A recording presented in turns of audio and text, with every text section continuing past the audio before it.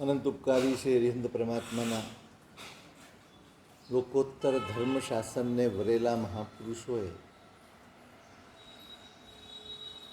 આપણા જેવા બાળ જીવોનું કલ્યાણ થાય, આપણે પણ એ કલ્યાણ પથ ઉપર પગલાં માંડી શકીએ એના માટે ખૂબ અદ્ભુત માર્ગદર્શન કર્યું છે. કોઈ જીવ વંચિત ન રહી જાય,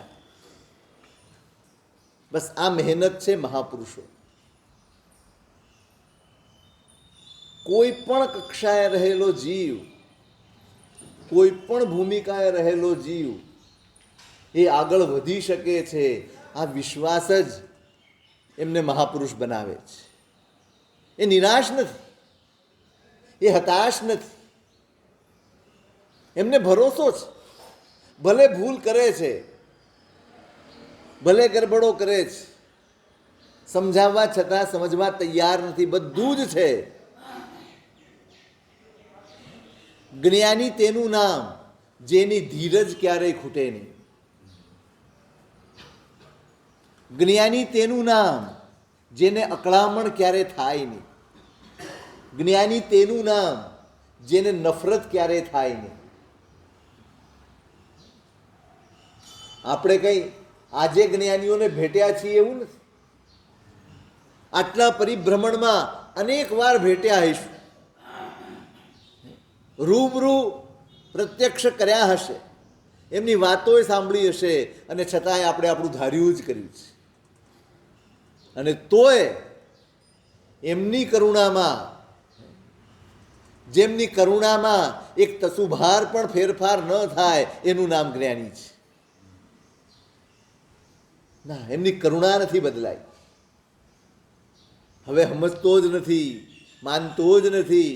આટલું બધું કહ્યા છતાં આપણે તો સગો દીકરો હોય ને, 4 વાર ન માને તો આપણા મનમાં બેચેની થઈ જાય, અકળામણ થઈ જાય, 2 જગ્યાએ ફરિયાદ થઈ જાય. જો તો ખરો, માનતો જ નથી, આપણું તો કોઈ સાંભળતું જ નથી, આપણા મનમાં બેચેની થઈ જાય. વડીલ થવું ક્યારેય સહેલું હોતું નથી. વડીલ થવું ક્યારેય સહેલું નથી હોતું. બધું જ પચાવીને હસવાની ક્ષમતા હોય એ વડીલ થઈ શકે. બધું જ અંદર ઉતારી જાય અને છતાંય ચહેરા ઉપર પ્રેમ જ દેખાડે, એનું નામ વડીલ. જે જેવો છે તેને તેની મર્યાદામાં પ્રેમપૂર્વક સ્વીકારે, એનું નામ વડીલ છે. મને અનુકૂળ છે, હું વિચારું છું એ રીતે આ કરે છે, માટે મને એના ઉપર પ્રેમ છે. આ વડીલપણું નથી. અનુકૂળને પ્રેમ કરનારા તો દુનિયામાં ઘણા જ, પણ જે જેવો છે એની જે કંઈ પણ મર્યાદાઓ છે એ મર્યાદાપૂર્વક, લિમિટેશન્સ, દરેક વ્યક્તિના લિમિટેશન્સ. તમે ઘણીવાર ઓફિસમાં એ વિચારતા હશો, અમારા વડીલો એવું કહેતા, આપણી સાથે માણસ હોય, ડોળીવાળા હોય, વ્હીલચેરવાળા હોય, સાયકલવાળા હોય, ફલાણા ઢીકણા હોય,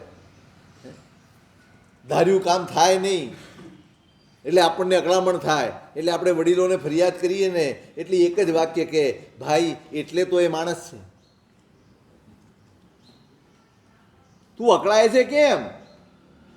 જો તું સમજાવે છે એવી સમજણ એનામાં હોત તો એ તારી જગ્યાએ હોત ને. એ માણસ કેમ છે? એ નોકર કેમ છે? એ આ કક્ષાએ કેમ છે? એની કેપેસિટી આટલી જ છે, એની મર્યાદા આટલી જ છે, એની લિમિટેશન્સ આટલા જ છે. કેવું સરસ સમાધાન! તમે વિચારો. સમજતો નથી, વહેલો ઉઠતો નથી, કામ ટાઈમે કરતો નથી, કશું યાદ રાખતો નથી. ભાઈ એટલે જ નોકરી કરે છે. તમે શેઠ છો ને નોકર છે, એમાં ફેર ક્યાં પડે? આમાં ફેર જણાય ને કે હા ભાઈ એની મર્યાદાઓ. જ્ઞાનીઓએ આપણી સાથે આ વલણ રાખ્યું છે ને, માટે આપણે અહીં સુધી પહોંચ્યા છે. માટે આપણે આ ભૂમિકાએ ભવત પ્રસાદે નેવાહમ મિયતિમ પ્રાપિતો ભુવમ. હેમચંદ્ર આચાર્ય મહારાજે પરમાત્માને સ્તુતિ કરતા એમને કીધું છે કે ભગવાન ભવત પ્રસાદે નૈવાહમ નિયતિમ પ્રાપિતો ભુવન.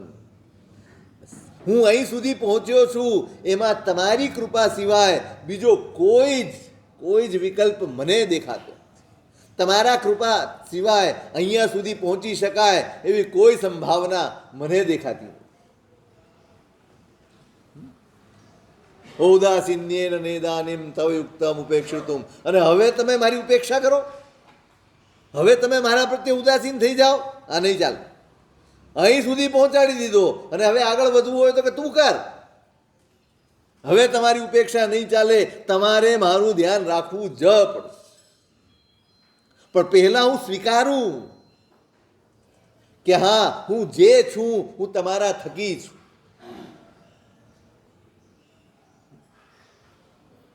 કોના થકી છીએ આપણે? આપણે કોના થકી છીએ? આપણા પુણ્ય થકી કે પરમાત્માની કૃપા થકી? ખરેખર અહીંયાથી બોલો. તો પછી આપણું છે બધું જ એનું ગણાય. બોલો, સીધી વાત. હા, એમ નહીં. તો આપણું જે છે ને એના ઉપર મારો અધિકાર ન હોય. આપણે શરણાગતિની વાત કરવાની છે, 4 શરણની. આ શરણાગતિ છે.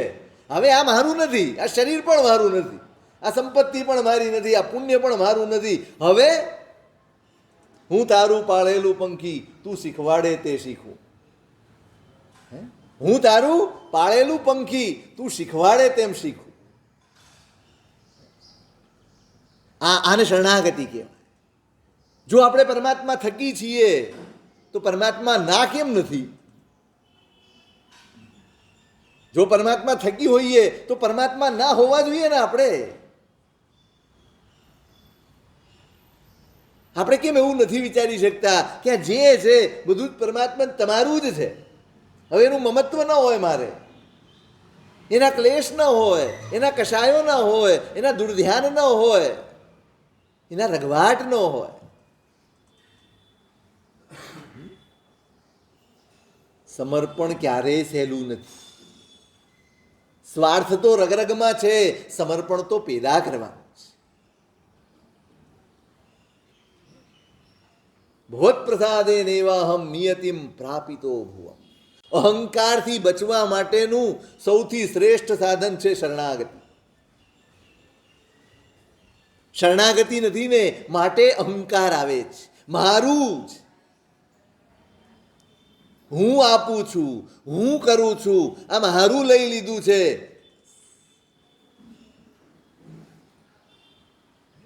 એક વાર શરણાગતિ આવી જાય ને, કેટલા દોષોથી બચી જવાય. કેટલા! તમે વિચારી જુઓ, હેમચંદ્રાચાર્ય મહારાજ, એમની સ્તુતિ છે આ, એમણે કરેલી સ્તુતિ છે. ભગવત પ્રસાદે નેવાહમ. પરમાત્મા તમારી જ કૃપા છે. 1,00,000 અનુયાયી હોય કોઈકના, એને અનુસરનારા લાખ માણસો હોય, આખા સમાજ ઉપર જેની છાયા હોય, પ્રતિષ્ઠા હોય, જેની પાસે પુણ્ય હોય, શક્તિ હોય, સાચું કહો, એ પોતાનો નવો વાડો ઊભો કરે કે ન કરે? એ પોતાનું સામ્રાજ્ય ઊભું કરે કે ન કરે? કરે જ. આવી જ જાય મનમાં કે યાર આપણો આટલો બધો પ્રભાવ છે તો હવે આપણો એક ઇલાકો હોવો જોઈએ, આપણો એક પ્લેટફોર્મ હોવું જોઈએ, આપણું આ હોવું જોઈએ. એક ઊભું થઈ જ જાય. આ મનુષ્ય સહજ છે. પણ જ્યાં શરણાગતિ છે ને, એમને વિકલ્પ સુદ્ધા નથી આવ્યો કે હું મારું કંઈક ઊભું કરી દઉં.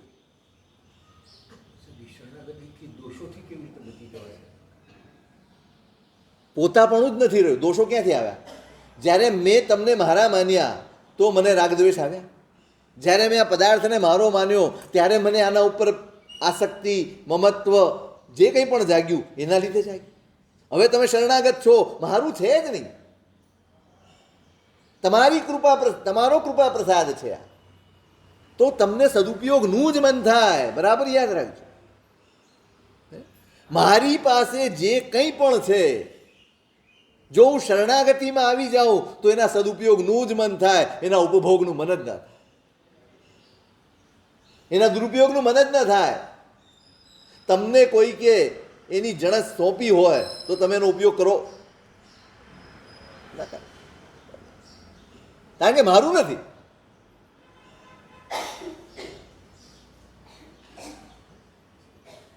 બહુ અદ્ભુત છે આ તત્વ, બહુ જ અદ્ભુત છે.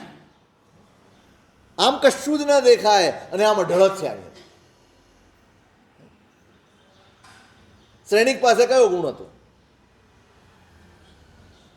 કોઈ જ વિરતી નહીં, કોઈ જ.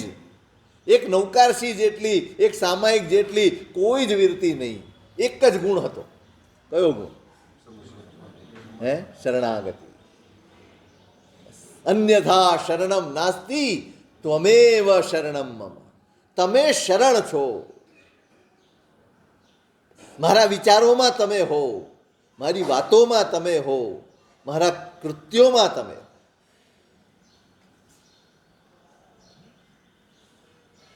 એ જીવે માલિક થઈને નહીં, પ્રતિનિધિ થઈ. એ સંસાર ચલાવે ને, ચલાવવો પણ. કર્મો પણ છે, અંતરાયો પણ છે, એટલે સંસારમાં રહેવું પડ્યું હોય, પણ કઈ રીતે રહે સંસારમાં? માલિક થઈને નહીં, પ્રતિનિધિ થઈને.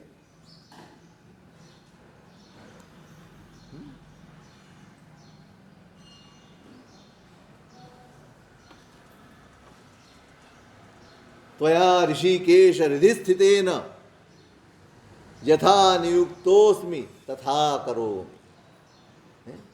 કૃષ્ણની સ્તુતિ કરીશ. ત્વયા ઋષિકેશ હૃદિ સ્થિતેન, તમને મેં હૃદયમાં ધારણ કર્યા. શરણાગતિનો અર્થ છે તમારા હૃદયમાં, તમારા આત્મામાં એ તત્વને પ્રતિષ્ઠિત કરવું, એનું નામ શરણાગતિ. ત્વયા ઋષિકેશ હૃદિ સ્થિતેન, તમને મેં હૃદયમાં ધાર્યા છે. હવે યથા નિયુક્તોસ્મિ તથા કરો. તમે જ્યાં જોડશો ત્યાં હું જોડાઈ જઈશ.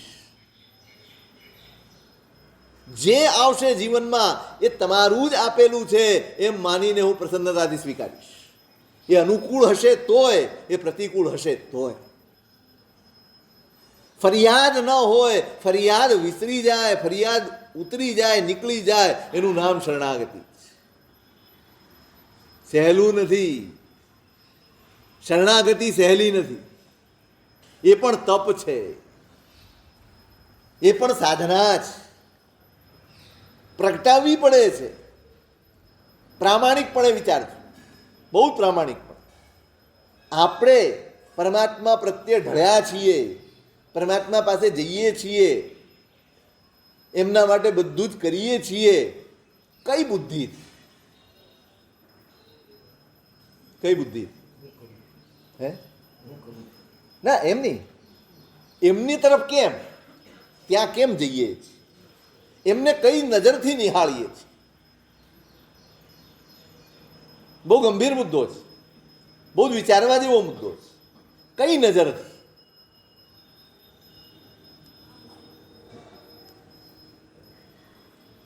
ઉપકાર બુદ્ધિ છે કે ચમત્કાર બુદ્ધિ છે? બે બુદ્ધિ હોય, કા ઉપકાર બુદ્ધિ હોય, કા ચમત્કાર બુદ્ધિ. કઈ બુદ્ધિએ જઈએ છીએ? ના, આપણે આપણી જાતને ખંગાળીએ છીએ એટલા માટે, આપણે આપણી અંદર ઉતરીને ખોતરીએ છીએ એટલા માટે કે જ્યાં પણ ભૂલ હોય ને એને આપણે સુધારીશું. આ ભાવ છે ને ભૂલ સુધારવા માટે મળ્યો છે. સારું તો કરવાનું જ છે, તમને સારું ગમશે જ. કેમ કે તમને ખબર છે સારાના પરિણામ સારા જ.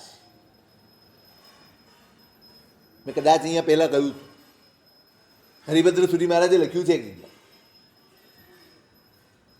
કે મારું કલ્યાણ મેં સારું નથી કર્યું માટે મારું કલ્યાણ નથી થયું. ના, મેં ખોટું નથી છોડ્યું માટે મારું કલ્યાણ નથી થયું.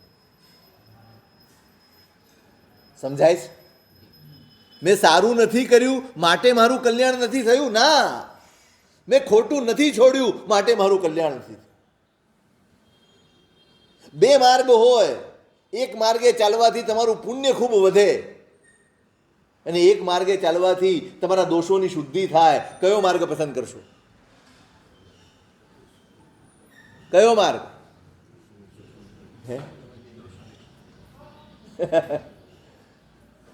સારો આ જ લાગે, પણ જઈએ ક્યાં? પુણ્ય કમાવવું બહુ સહેલું છે, સાચું કહું છું, બહુ સહેલું છે. તમે સવારે ઉઠીને દેરાસર આવ્યા ને એટલે પુણ્ય ચાલુ થઈ ગયું. હે, તમે આવ્યા સવારે, દેરાસર આવ્યા, પુણ્ય ચાલુ થઈ ગયું. બહાર કોઈક બેઠું છે ગરીબ માણસ, તમારા ખિસ્સામાં હાથ ગયું ને ત્યારથી તમારું પુણ્ય ચાલુ થયું. બહુ જ સહેલું છે પુણ્ય.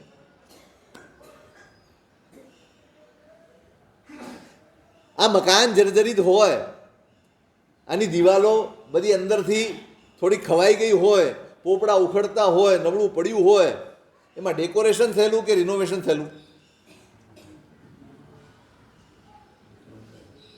રિનોવેશન થયેલું. તો ડેકોરેશન થયેલું કે રિનોવેશન? એની ઉપર તમે વોલપેપર લગાડી દો.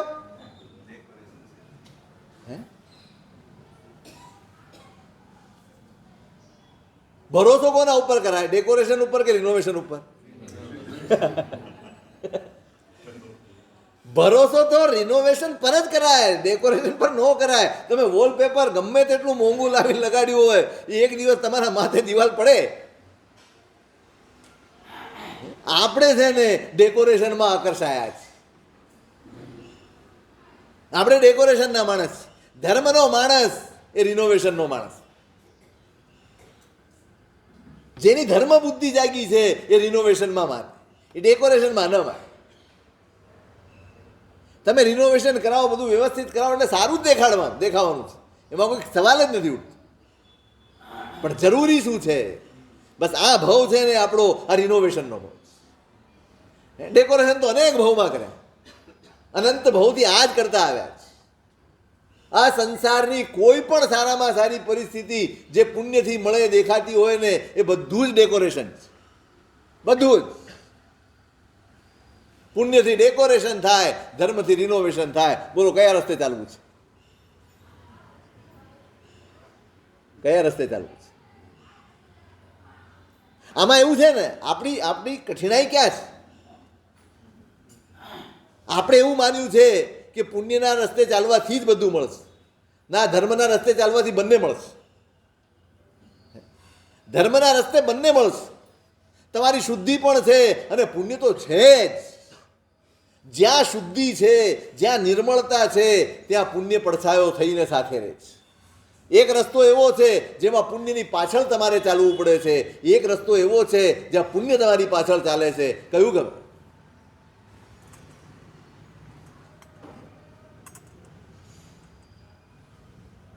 ખોટું છોડવાનો માર્ગ એવો છે જ્યાં પુણ્ય તમારી પાછળ ચાલે છે. સારું કરવાનો માર્ગ એ છે જ્યાં તમે પુણ્યની પાછળ ચાલો છો. આ કરું તો પુણ્ય વધી જશે, આ કરું તો આમ થઈ જશે, આ કરું તો તે થઈ જશે. હું એ કહેતો હતો, પરમાત્મા પાસે કઈ દ્રષ્ટિથી આવો છો? પરમાત્માને કઈ નજરથી જુઓ છો? પરમાત્મા પાસે શું મેળવવું છે? પુણ્ય કે ધર્મ?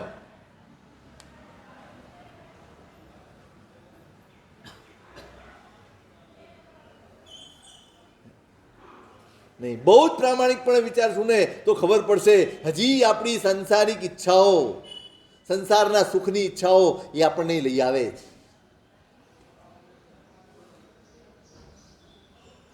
શરૂઆત ભલે સંસારની ઈચ્છાથી થાય, સમાપન તો આત્મકલ્યાણની ભાવનાથી જ થવું જોઈએ.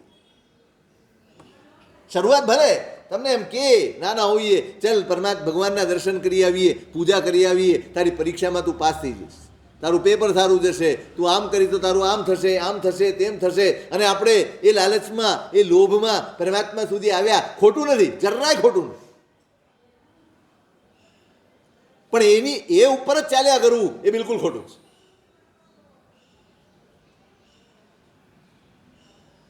પછી ટ્રેક બદલાય જ નહીં, પછી વૃત્તિ બદલાય જ નહીં, બધી ઈચ્છાઓ બદલાય જ નહીં, તો એ ખોટું. ધીમે ધીમે ધીમે શરૂઆતમાં સ્કૂલે મોકલ્યા ત્યારે એમ કહીને મોકલ્યા, જો આજે સ્કૂલે જઈશ ને તો તને કેડબરી અપાવીશ. એટલે પેલો દોડતો સ્કૂલે જાય. બીજે દિવસે બીજું, પછી ત્રીજું, પછી આમ ચોથું. કેટલા વર્ષ અપાવો? કોલેજમાં અપાવતા હશો ને? હે અપાવો કે જ્યાં કોલેજ જાય એને ચોકલેટ અપાવીશ એમ કેવું પડે ખરું? નહીં. કેમ? જતા જતા જતા જતા એ વ્યક્તિ એની દ્રષ્ટિ બદલાય, એની સોચ બદલાય, એની સમજ બદલાય, એને ભણતરનું મહત્વ સમજાય અને પછી એ સહજપણે પહેલા રજાની રાહ જોતો હોય ક્યારે રજા પડે. તમે એમ કહો કે આપણે બહારગામ જવાનું છે 4 દિવસ, બાળક રાજી થઈ જાય. કેમ? હા હવે સ્કૂલે નથી જવા. અને પછી એક વખત એવું આવે તમને ના પડે, તમે જાઓ, મારું ટ્યુશન પડે, સ્કૂલ પડે, મારે રહી જાય એટલે હું નહીં આવું.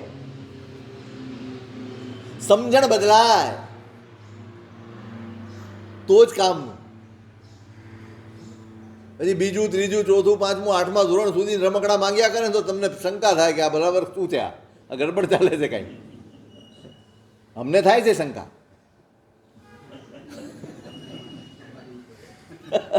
હજી આપણે એ ટ્રેકમાંથી બહાર જ નથી નીકળ્યા. હજી જુએ અમારા અમદાવાદમાં આ બધા, આ તો તમારું એક જ સંઘ છે એટલે ઘણો ફાયદો છે. એક સંઘ થવામાં ઘણો ફાયદો. જો અલગ હોત ને તો પછી લોકો વિચારત ત્યાં શું પ્રભાવના કરશે, અહીં શું પ્રભાવના કરશે, એ પ્રમાણે નામ લખાવે. અહીંયા તો એક જ છે એટલે બીજો કોઈ વિકલ્પ નથી. બાકી બધા વિકલ્પ હોય. 8મની જાહેરાત થઈ હોય આ સંઘમાં, તે સંઘમાં, ફલાણે. ક્યાં શું છે ભાઈ? હમણાં કાલે જ વિડીયો આવ્યો, ખરેખર આઘાત લાગે આપણને, દુઃખ થાય આપણને. પ્રભાવના માટેની પડાપડી એનો વિડીયો આવ્યો છે. પેલો બિચારો હાથમાં થોકડી છે રૂપિયાની લઈને ભાગી ગયો બિચારો, પાછળ પડી ગયા બધા. સારામાં સારા ઘરના લોકો, સારામાં સારી ફેમિલીમાં, અને રૂપિયા કેટલા? 50 રૂપિયા. ઓલો બોલે છે અંદર કે આ તો 50માં દશા છે, 500 હોય તો શું થાય? એનું ગળું જ પકડે કે શું? ઘણા વર્ષો પહેલા પાલીતાણામાં એક ચોમાસું થયેલું. બહુ ઠાઠ હોય પાલીતાણામાં, લોકોને ગમે. હવે એમાં કોઈક દિવસ પ્રભાવના કરવાની હશે. એ પેલો ભાઈ ટોપલીમાં લઈને ઊભો હતો ને બધાને પ્રભાવના કરતો. એમાં બહુ જ ભીડ થઈને ધક્કા મુક્કી થઈ એટલે પેલા ભાઈએ શું કર્યું? આમ કરી નાખ્યું. એટલે થોડુંક શાંત થાય પછી આપું. એટલે એક ભાગ્યશાળી પાછળ ગાડી પડી હતી, એને ઉપર ઊભા થઈને ટોપલી લઈને જતા રહ્યા. વાત જ પૂરી.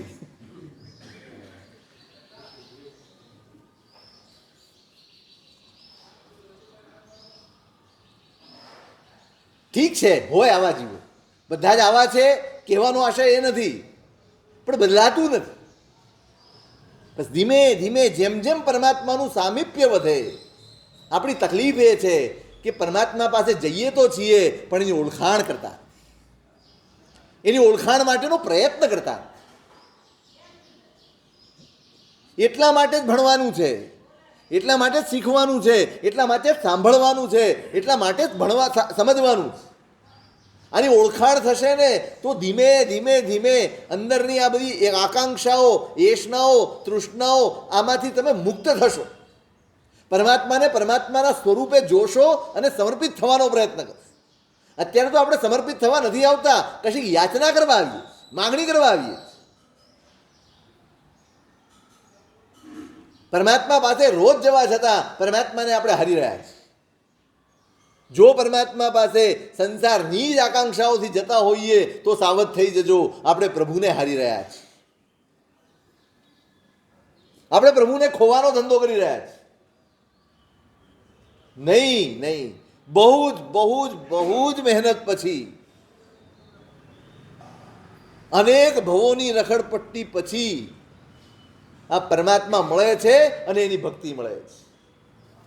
એને એળે ના જવા દેશું, એને વેડફી નહીં નાખતા, નહીં નાખતા. ઊભા રહેજો. ક્યારેક ઊભા રહો, ક્યારેક વિચારો, તમારી જાત સામે પ્રશ્ન ઊભા કરો, કેટલા ભવ સુધી આ લાલસાઓની પાછળ ચાલીશ? શું ઓછું છે મારી પાસે? થોડીક તકલીફ આવી અને ફરિયાદ શા માટે? શા? નાની નાની વાતોએ બસ આમ થઈ જાય તો સારું, આમ થશે તો આમ કરીશ, તેમ થશે તો તેમ કરીશ. અરે આ શું કરીશ?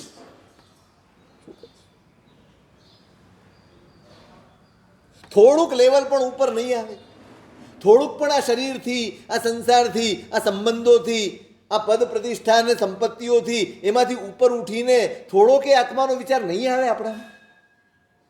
સાવ એમ જ ચાલ્યા જઈશું.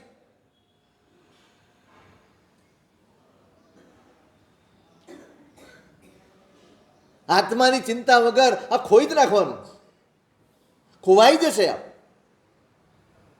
અને ફરીવાર અહીં પહોંચવું હશે ને, ફરીવાર બહુ અઘરું છે, બહુ જ અઘરું છે. કુમારપાળ મહારાજા એમના માટે યોગશાસ્ત્ર રચાયું, એમના માટે વિતરાગ સ્તોત્ર રચાયું. હેમચંદ્ર આચાર્ય મહારાજે 2 સ્તોત્ર રચ્યા ને એ કુમારપાળના સ્વાધ્યાય માટે રચ્યા. ઘટના તો ખબર છે ને, જમવા બેઠા છે, જમવામાં ઘેબર આવ્યું. ઘેબર ખાધું છે ને, આમ બરાબર આમ પોચો કરેલો હતો. એ જેવું મોઢામાં નાખ્યું ને, હવે ક્ષત્રિય કુળમાં છે, 50 વર્ષની ઉંમર સુધી એ માણસની રખડપટ્ટી જ ચાલી છે. અને તે વખતે તો બધું જ ખાવા પીવાનું હતું એમને. એ યાદ આવી ગયું. એ ઘેબર ખાતા ખાતા મનમાં પહેલા જે નોનવેજ ખાધેલું ને એનું સ્મરણ થયું કે આ એના જેવું લાગે છે. બસ વિકલ્પ આવ્યો અને કોળિયો હાથમાંથી નીચે પડી. અરે રે રે, હજી અંતરમાં ખૂણે ખૂણે પ્રભુનું શાસન પામ્યો, હેમચંદ્રાચાર્ય જેવા ગુરુ પામ્યો, એમની પાસેથી જ્ઞાન પામ્યો, એમનું માર્ગદર્શન પામ્યો, એમની કૃપા પામ્યો. અને છતાંય મારા અંદર ઊંડે ઊંડે આ લાલસા પડી છે, આ ઈચ્છા ક્યાંક પડી છે. નીતર બહાર કેમ આવે? નીતર જાગે કેમ? ખોટું છે. જે જાગે છે ને એ ખાતા ખાતા પણ ધર્મ કરે છે, અને જે જાગતો નથી ને એ ઉપવાસમાં પાપ બાંધે છે.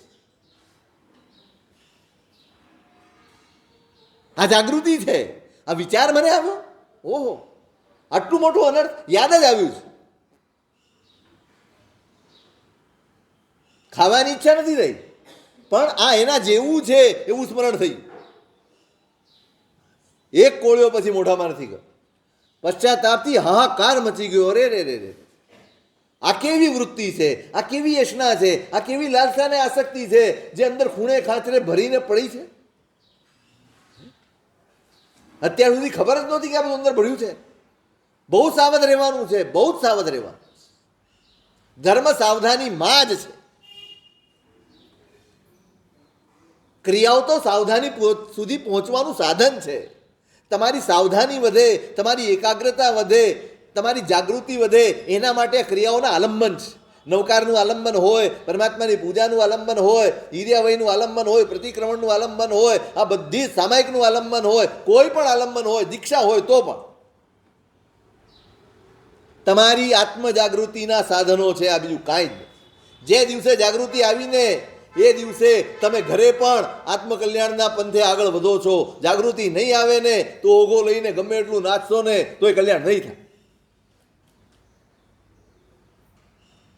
ભરત ચક્રવર્તી કેવળ જ્ઞાન સુધી પહોંચી ગયા. ક્યાં પહોંચ્યા? નહીં ક્યાં રહીને? નહીં ક્યાં રહીને? સંસારમાં રહીને, ચક્રવર્તી તરીકે રહીને, ચક્રવર્તી તરીકેની બધી જ ફરજો બજાવતા કલ્પના તો કરો. ફરી વાર કહું, પેલા કહ્યું હશે, યાદ નથી મને. હરિભદ્ર સુરી મહારાજે ધર્મની બહુ સરસ વ્યાખ્યા કરી. પુષ્ટિ શુદ્ધિમત ચિત્તમ ધર્મ. એમને કોઈ ક્રિયાનું, તપનું કોઈનું નામ નથી લીધું. એક તરફ પુણ્ય વધતું હોય, બીજી તરફ દોષો ઘટતા હોય, એવી જે ચિત્તની અવસ્થા, એનું નામ ધર્મ. સમજાયું? શું સમજાયું? એક તરફ પુણ્ય વધે, બીજી તરફ દોષોની શુદ્ધિ થતી જાય. આ બંને જ્યાં હોય એવી ચિત્તની અવસ્થા જ ધર્મ છે, એવું ચિત્ત જ ધર્મ છે. ભરત ચક્રવર્તી ભલે સિંહાસન ઉપર બેઠા છે, ભલે રાજપાટ ચલાવી રહ્યા છે, ભલે ચક્રવર્તી પણા તરીકેની ફરજ અદા કરી રહ્યા છે, પણ માર્ગ કયો છે એનો? પણ એ ધર્મના માર્ગ ઉપર છે. શેની ઉપર છે? દેખાય રાજ્ય ચલાવતા, પણ આત્મા મોક્ષે ચિત્તમ ભવે તનુ. શરીર સંસારમાં હોય, ચિત્ત મોક્ષ સાથે જોડાયેલું હોય, ચિત્ત આત્મા સાથે જોડાયેલું હોય, બસ થઈ ગયું કલ્યાણ. તમે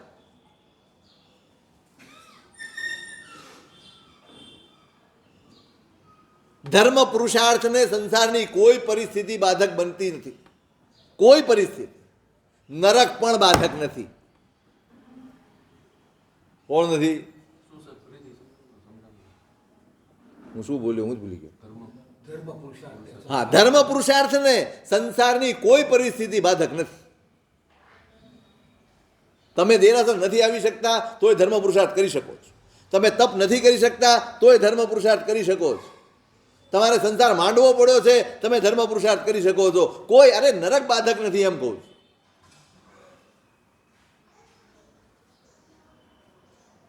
તમારું મન કેળવાઈ જાય, તમારા મન વચન કાયાના યોગો કેળવાઈ જાય, તમે ક્યાંય પણ હો, તમે ધર્મમાં છો. બિલકુલ. હું શ્રેણિકનો દાખલો એટલે આપું છું. શરણાગતિનું પરિણામ જુઓ તમે. કેવું પરિણામ? નરકમાં પણ સમાધિ છે. એ બાધક નથી. નહીતર નરકનું પરિણામ છે ને દુર્ગતિ જ હોય. જેને 24 કલાક, આપણે 24 કલાક બોલીએ છીએ, એક પણ પળ વેદના વગરની નથી. એ આગમોમાં જે એનું વર્ણન છે ને, એ 15 પ્રકારના જે પરમાધામીઓ છે, અને એ જે પ્રકારની વેદના ત્યાં આપે છે, એક પળનો વિશ્રામ નહીં હો, એક પળનો પણ. એ વાંચીએ ને તો કમકમાટી ઉપજી જાય. ઓહો, હા. અને આ સ્થિતિઓ અનંતવાર પસાર કરીને આવ્યા, અને છતાંય આપણી આ સ્થિતિ. એક થોડાક કાળ માટે એક થોડુંક સુખ મળ્યું છે, એમાં મૂંઝાઈને હું મારા આત્માને ફરી જોખમમાં નાખું? રત્નાકર 25 બોલો છો, મધુબિંદુની આશા મહી. તું ભૂલી ગયો? ભય માત્ર હું ભૂલી ગયો. પેલું ચિત્ર જોયું છે મધુબિંદુનું? જોયું છે? હવેની પેઢીને બહુ દુર્લભ છે.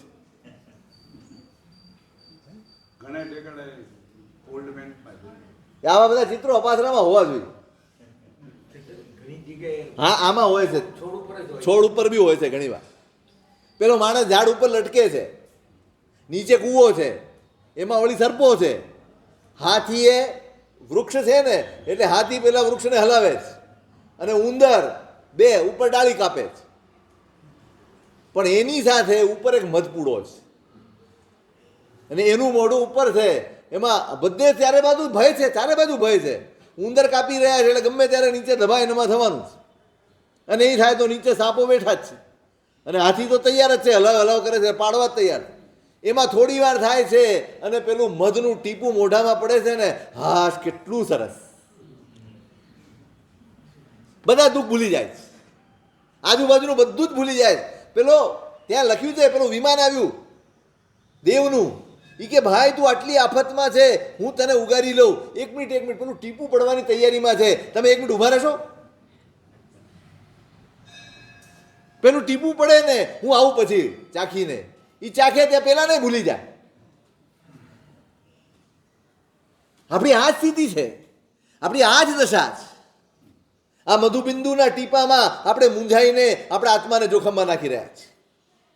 આ ભવના સુખ ભોગવી લો, વાંધો નથી. જે રીતે જેટલા જેવા ભોગવવા હોય ભોગવી લો. પણ એક વાત હંમેશા યાદ રાખજો, દરેક વખતે તમારી જાતને એક સવાલ પૂછજો, આનો વિપાક ભોગવવાની તાકાત છે? આનો જ્યારે પરિણામ આવશે, આ કર્મનો ભોગવટો કરવાની તમારી તૈયારી છે, તમારી શક્તિ છે? પૂછજો. તમે કોઈની પાસે દેવું લેવા જાઓ ને, કેટલું દેવું લો? હે? કોની કેપેસિટી? કેપેસિટી કોની? આપનારની કે મારી? દેવાવાળાની. એટલે એને દેવાદાર બનાવો તમે એમ? એ પછી તમારી પાછળ આટા મારે.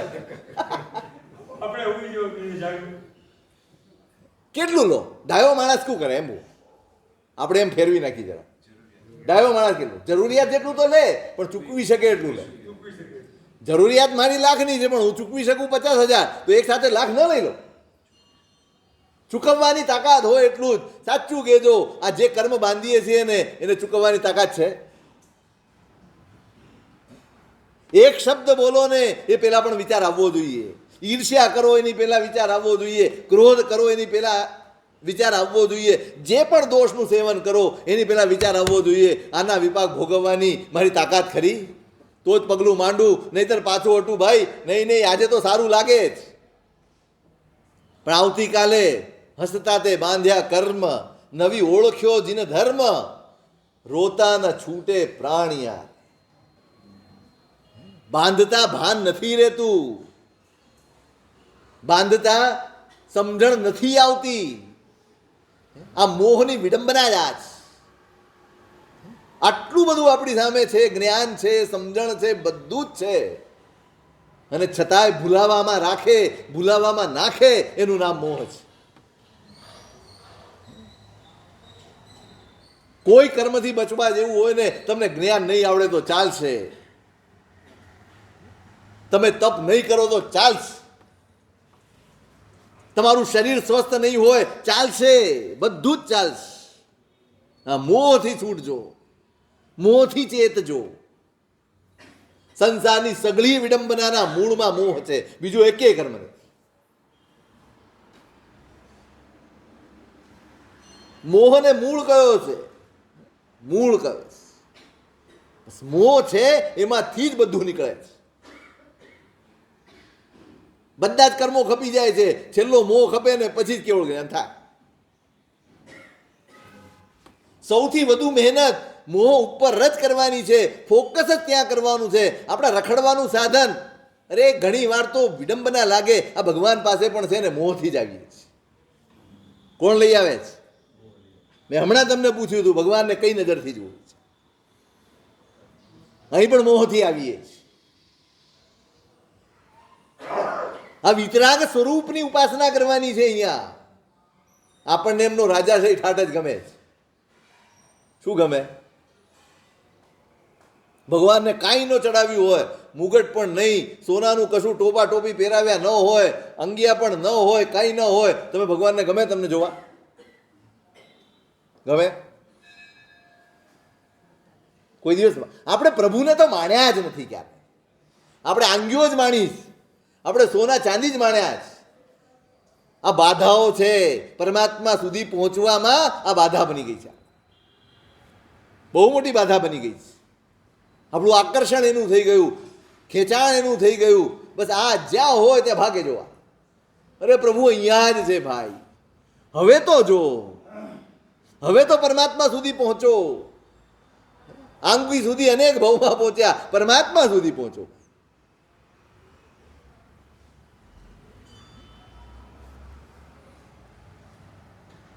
અમૃતવેલની સજ્જાઈમાં પેલું એ લખ્યું છે, ચેતન જ્ઞાન અજવાળીએ, ટાળીએ મોહ સંતાપ રે, ચિત્ત ડમ ડોળતું વાળીએ, પાળીએ સહજ ગુણ આપ રે.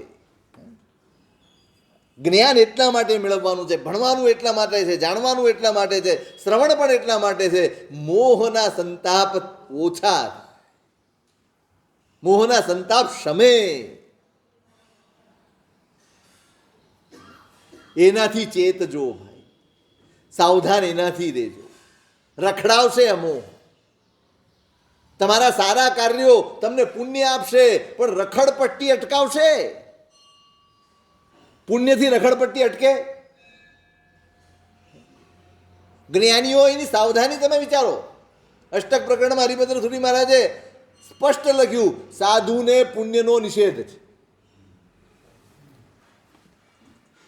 સાધુ પુણ્ય માટે કશું જ ન કરે. સાધુતાનો અપરાધ છે. કેમ કે પુણ્ય સંસાર છે. ધર્મ કરતા કરતા કરતા ઈચ્છા વગર, કોઈ ઈચ્છના વગર, કોઈ અભિલાષા વગર, માત્ર સમર્પણથી ધર્મ કરતા કરતા કરતા જે પુણ્ય આવે ને એ કબૂલ. કારણ કે કલ્યાણ પથમાં સહાયક છે. પુણ્ય બે છે, એક સંસારમાં રોકી રાખે એ, અને બીજો ધક્કો મારીને બહાર નીકાળે એ. કયું પુણ્ય જોઈએ છે? માગીને લીધેલું પુણ્ય એ સંસારમાં રોકી રાખે. સહજ મળેલું પુણ્ય એ તમને સંસારમાંથી પાર ઉતારવામાં સહાયક.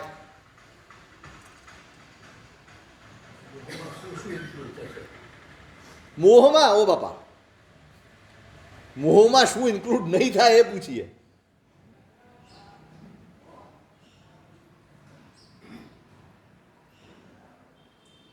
આપણા શરીરથી માંડીને આખો સંસાર, દરેક સ્થિતિ મોહમાં આવે. મારા ગમા અણગમા મોહના જે ભેદ છે ને, એકવાર વાંચવા જેવા છે, એકવાર વિચારવા જેવા છે. કેટલા ભાંગાઓ થાય છે મોહનીય કર્મ. બહુ જ વિચિત્ર કર્મ છે. તમે વિચારો, ધન્નાજી અને શાલીભદ્ર બંને અણસણ કર્યું છે. બંને અણસણ કર્યું છે. માને ખબર પડી, દીકરો ઘરે આવીને જતો રહ્યો છે. દીકરો ઘરે આવીને જતો રહ્યો, ઓળખાણ ના રહી, ખબર જ ન પડી કે દીકરો જ. તૈયારીમાં છે માં, ટાઈમ વીતી ગયો તો એનાથી હજી કેમ નથી આવ્યો?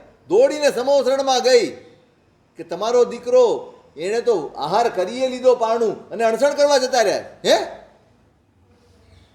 વૈભારગીરી ઉપર અણસણ માટે બેસી.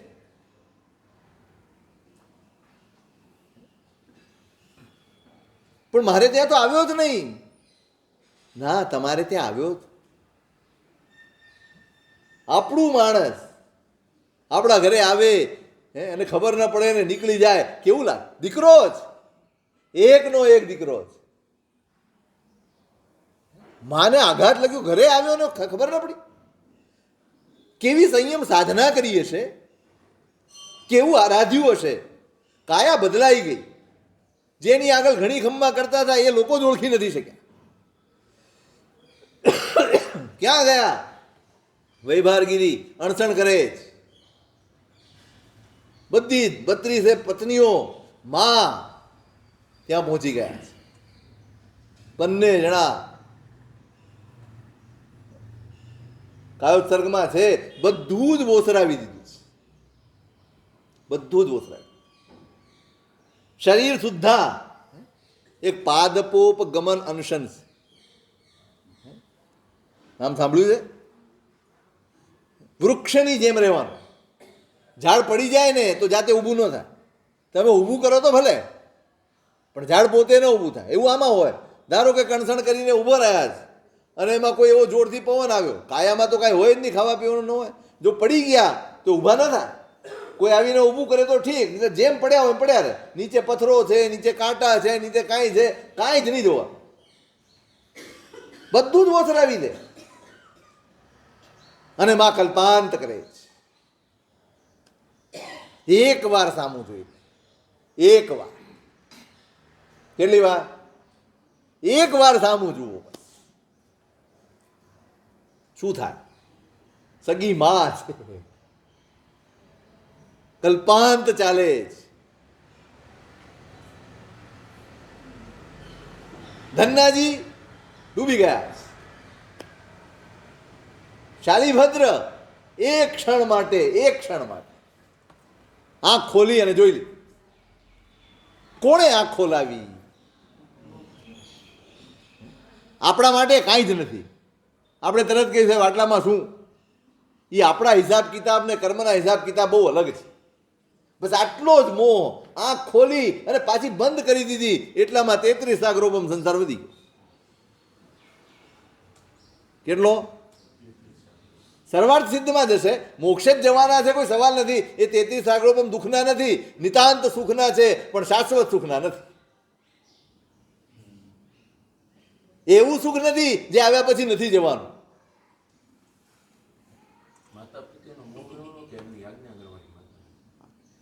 તમે અત્યારે કોની આજ્ઞા સ્વીકારી? મેં આ પહેર્યું, આ કોની આજ્ઞા? બસ. માતા પિતા પૂજ્ય છે, બધી જ વાત સાચી. પણ જ્યારે મેં સંકલ્પ લીધો કે હું બધું ઓસરાવું છું, એટલે સમાપ્ત થઈ ગયું.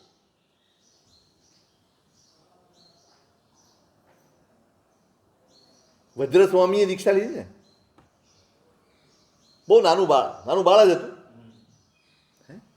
એક બાજુ પિતા મુનિ છે, એક બાજુ માં છે. રાજાએ કીધું, ભાઈ તમે આ દીકરો ફેસલો કરશે ક્યાં જવું છે, કારણ કે હું શું કરું, કોને દુઃખી કરું? એક તરફ માં છે, એક તરફ બાપ છે, કોને કહું? દીકરો નક્કી. દીકરો ક્યાં ગયો? માએ બધું દેખાડ્યું, રમકડા આ તે બધું ફલાણું, ખૂબ મહેનત કરી. પહેલો ચાન્સ માને આપો. દીકરો હલ્યો પણ નહીં. અને પિતા મુનિએ આ રજોરોહણ દેખાડ્યું ને, એ સાથે જઈને લઈને નાચવા. માએ ભયંકર કલ્પાંત કર્યું છે. ભલો પીગળી જાય એવો કલ્પાંત એની માએ કર્યું છે. ત્યાં લખ્યું છે શાસ્ત્રકાર. વજ્ર સ્વામીએ વિચાર્યું છે ત્યાં કે અત્યારે મારી માં છે ને એ મોહગ્રસ્ત છે, માટે આ કલ્પાંત કરે છે. જો અત્યારે હું એને સાથ આપીશ ને તો એનું અનર્થ થઈ જશે, એનું અહિત થઈ જશે, એનો મોહ વધી જશે. મારે તો એનો મોહ તોડવાનો, માટે હું આ પક્ષ લઈ રહ્યો. અને આવતીકાલે મારે એનો ઉદ્ધાર કરવો હશે તો એનો મોહ તોડવો જ પડશે. અને એટલે એ પિતાના પક્ષે ગયા. જોજો એ ઉંમરે પણ એ જાતિ સ્મરણ થયેલું છે, કોઈ સામાન્ય વ્યક્તિ નથી. 3 વર્ષના સાધવી મુખથી અંગ 11 ભણતા રહે. 3 વર્ષની ઉંમરે તો 11 અંગ કંઠે થઈ ગયા. એ આ વિચારે છે, મને દેખાય છે અને ત્યાં જ જવું જોઈએ. સમાજ શું કહેશે? આપણે શું કહીએ? કંઈક તો શિખામણ આપીએ ને. આપણે ડાયા છે, આપણે વજ્ર સ્વામીને શીખવાડી દઈએ. કહો તમે, અમે તો આટલી દિવાળીઓ જોઈ છે, દિવાળી પણ જોઈ છે, દિવાળી પણ જોઈ છે, હોળી પણ, બધું જ જોયું છે તમે. અને એ જ વજ્ર સ્વામીએ એ સુનંદાને પ્રતિબોધ કરીને દીક્ષા અપાવી. ક્યારે કરી શક્યા? એ વખતે મોહમાં પડ્યા હોત, એના મોહને સમર્થન આપ્યું હોત તો એ ક્યારે એનો ઉદ્ધાર ન કરી શક્યા. આ મોહ છે, આટલો ઝીણો હોય મોહ. બસ સાવધ રહેજો. અને એનું એકમાત્ર સાધન આ છે, આ પરમાત્માનું શરણું છે. તમારે બચવું છે, દુનિયાની કોઈ તાકાત તમને મોહથી નહીં બચાવી શકે. આ એક જ છે. એટલે 4 શરણા. પહેલું સાધન આપ્યું છે, મારી ભૂમિકાને ઉચકવાનું સાધન આપ્યું છે, 4 શરણ. પ્રથમ તિહા શરણ અરિહંતનું, જેહ જગદીશ જગ મિત્ર.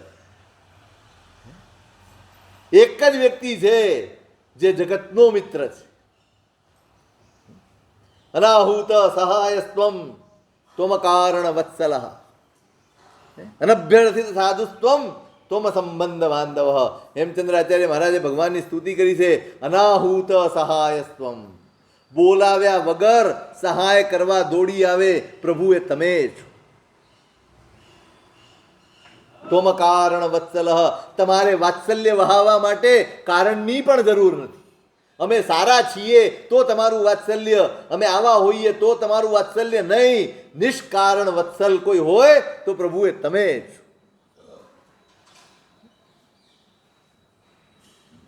અનભ્યર્થિત સાધુત્વમ, તમે હંમેશા માટે સારા છો. તમે મારી સાથે સારો વ્યવહાર કરજો એવી પ્રાર્થનાની જરૂર નથી.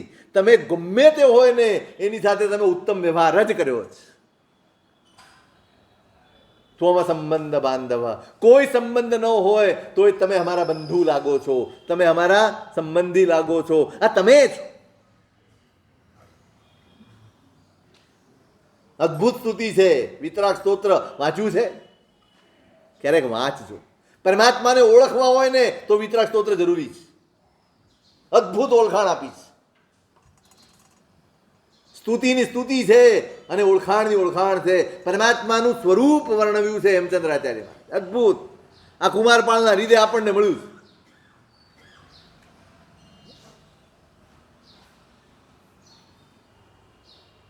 શરણાગતિ. આપણી ભૂમિકા ઉચકવી છે, અહીંથી શરૂ કરવું છે. બહુ મોટા મોટા કાર્યો કરી લેવા છે, આમ કરી લેવું છે નહીં. જો પાત્રતાનો જ વિકાસ નહીં થયો હોય, યોગ્યતા જ આગળ નહીં વધી હોય, આપણામાં યોગ્યતા પ્રગટી જ નહીં હોય, તો ગમે તેવો મોટો ધર્મ પણ મારા અનર્થનું કારણ બની જશે, મને નુકસાન કરી દેશે. પણ મારે ભૂમિકા જો તૈયાર હશે ને તો નાનકડો ધર્મ પણ, એક મિચ્છામિ દુક્કડમ પણ કેવળ જ્ઞાન આપશે. ભૂમિકા તૈયાર હશે તો, યોગ્યતા મારી વિકસી હશે તો. શેની મહેનત કરવાની છે? બસ આપણે આ જ મહેનત કરવી છે. આવો ના, તપ નહીં કરતા એમ નહીં કહું, કરજો. તમારી શક્તિ પહોંચે તો કરજો, પણ ફોકસ ક્યાં કરવાનું છે? હે સિદ્ધિ તપ કરજો, કરજો, ખરેખર કરજો, ખરેખર કરજો. પણ એ રીતે કરવું છે, દર વખતે કર્યું એ રીતે નથી કરવું. દર વખતે જે રઘવાટ હોય બેસણામાં એ નથી કરવું. નહીં, ત્યાગપૂર્વક કરવું છે. હવે 8 ઉપવાસ કરવાના છે એટલે ઝાપટો આપણી ભ્રમણા જ. તમે જોજો, ક્યારેક તમારે ઉપવાસ કરવાનો હોય ને એના આગલા દિવસે એક પ્રયોગ કરજો, સાંજે નહીં ખાતા. ના, હું બહુ પ્રામાણિક પડે. તમે જો સાંજે નહીં ખાઓ ને તો એના જેવો સારો ઉપવાસ ક્યારેય નહીં થાય. આ સાંજે ખાઈને જ બગાડીએ છીએ. હે હા, આ અત્તર, હું અત્તરવાણા હું. આપણે તો એક ઉપવાસ કરીએ તો અત્તરવાણું, અને આંબીલ કરીએ તોય પાણું. એટલે હેનું પાણું? ખાધું જ છે ને ભાઈ. પણ પ્રયોગ કરી જોજો, ઉપવાસ હોય એના આગલા દિવસે સાંજે નહીં ખાવા. તમ હે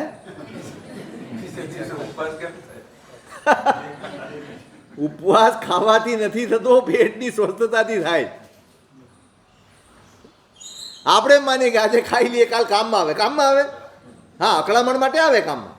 આફરો ચડ્યો હોય, પિત્ત ચડે, ઓડકાર ખાટા આવે, કારણ એને જાણે આમ 2-4 મહિના ન ખાવાનું ને એટલું ખાય. હે ત્રણેય ટાઈમનું. આપણે તો એકાસનું એવું હોય, ખાખરોય ખાય, રોટલી ખાય, ભાખરીએ ખાય, થેપલું એ ખાય, બધું એકાસણામાં. મને એમ થાય કે આવો ઠાઠ. કાલે કહીશ એક શ્રાવકની વાત. આજે તો ટાઈમ થઈ ગયો છે. આ એકાસણા વાળી વાત નીકળી, આ યાદ આવશે તો કાલે કહીશ. પણ મોહથી બચવું છે તો પણ આ જ સાધન છે. આપણી પાત્રતાનો વિકાસ કરવો છે. જો પાત્રતાનો વિકાસ આ જ છે, તમારો મોહ તૂટે અને તોડવા માટેનું સાધન છે મારા ભગવાનની શરણાગતિ. ઓળખજો પ્રભુને. કરીશું એની જ મહેનત કરવાની છે, એની જ વાતો કરવાની છે. આ ચોમાસું આપણી ભૂમિકાને ઉચકવાનું ચોમાસું છે. આ બધી જ વાતો આપણી પાત્રતાને વિકાસની જ વાતો છે, અને એ કરીને આપણે આગળ આવવાનું છે. વિશેષ શું સ્વરૂપ તે ગ્રહ વિકાસ